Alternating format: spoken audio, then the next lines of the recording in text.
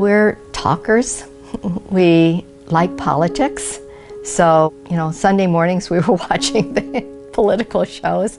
Sounds a little bit crazy, but that was what we liked to do, and reading and raising our kids. Morris has this very dry sense of humor. He would kind of sit back and listen to what everybody was saying, and then he would come up with some quip at the end, like everybody, "Oh, really? Where did you come from?"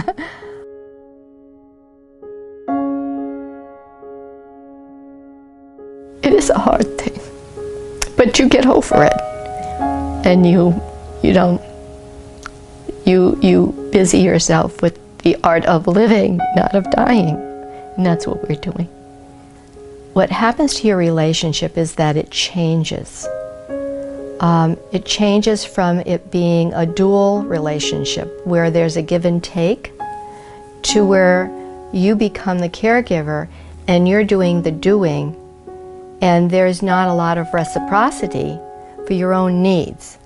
And it's not because that person doesn't want to do it, it's because the disease is their skill level, their ability to be aware of what's happening in their life changes. And so I think that it's important to find a group that you feel comfortable in where you can talk about these things.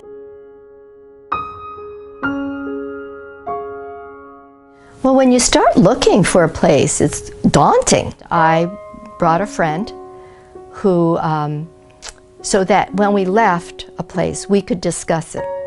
And then when we went to another place, we could compare it until we, found this place.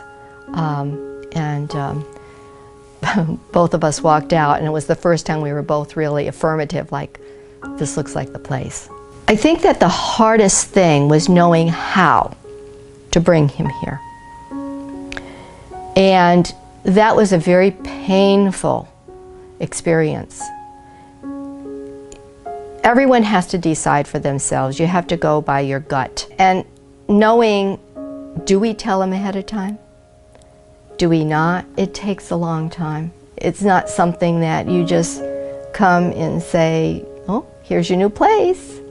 And it took time for him too. And that's where the caregivers were very, very helpful. This is a beautiful place. And I felt that it was a place that he could feel like he was a part of a larger community. And that's not typical. As here you have this larger community of active seniors, and you have amenities to accommodate these active seniors. We can invite friends and relatives and go to the Grove dining room or to the bistro, which we do frequently. I've always had him in some kind of a supervised fitness program. And so that's what he relates to. I'm his cheerleader. I cheer for him. I keep him going. I'll sit there, I'll talk to him, ask him questions, and then he'll be a smart aleck and, give me a hard time. There's definitely some banter back and forth, so who's ever working with him. There's usually a little give and take, a little dialogue going on.